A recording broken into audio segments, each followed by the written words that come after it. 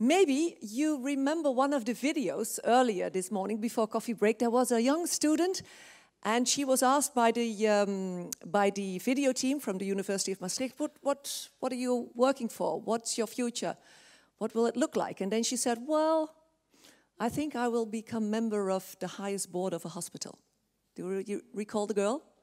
Well, and we do have a member of the highest board of the hospital here among us, Marja van Dieijen, and we made a very short video impression and let us look what Marja van Dieijen faced until she got there. And I don't know if the student is in the house. Is she here? The one who said, oh, maybe hiding now, I don't know. I'm afraid she might be hiding now, but then you will come up later. Let us have a short video portrait of Marja van Dieijen.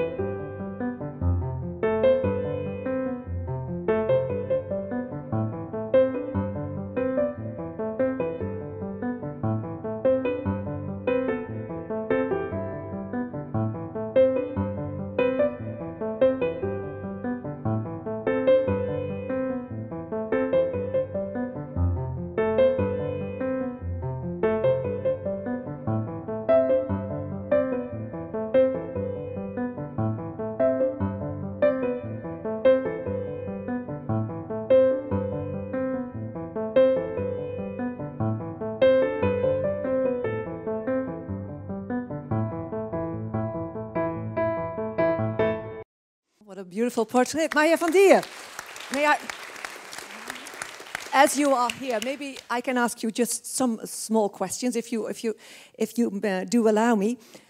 If I look at those quotes, beautiful quotes you gave to the team of the University of Maastricht, I wonder, has there been any time in your career that you said, I better quit, because the resistance, it's taking my breath away? No. I feel a little bit shy about it, but when I see all this. But that's, I think. That's women-like. Yes. Yes. No, I didn't.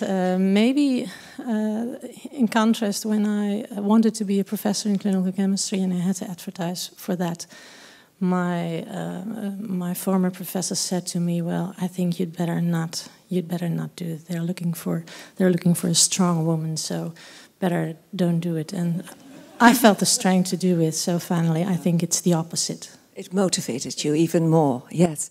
And you said somewhere in the video, like, we have to identify in an early stage those talented women. Are you able to do it, to identify them?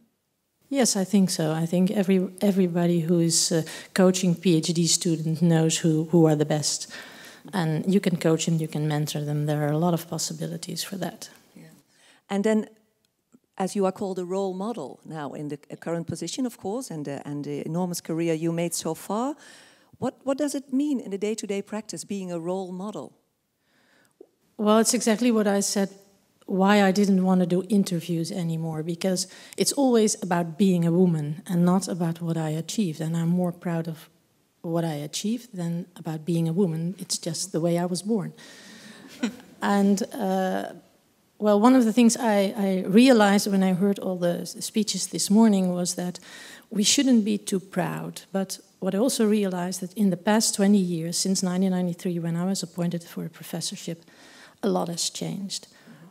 In the positive way also, although we shouldn't be proud of it, but a lot changed. Because when I had children, before I started as a residency in clinical chemistry, I would never have had a residency in clinical chemistry.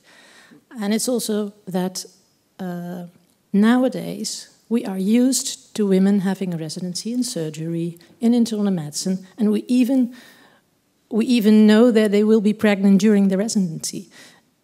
Those are things that are steps forwards. So we shouldn't be too proud, but we should also realize that we reached a lot and that you have to fight for it. It doesn't come from itself. Yeah. Wonderful. Thank you so much. Marja van Dieijen. Professor Dr. Marja van Dieijen. Yeah.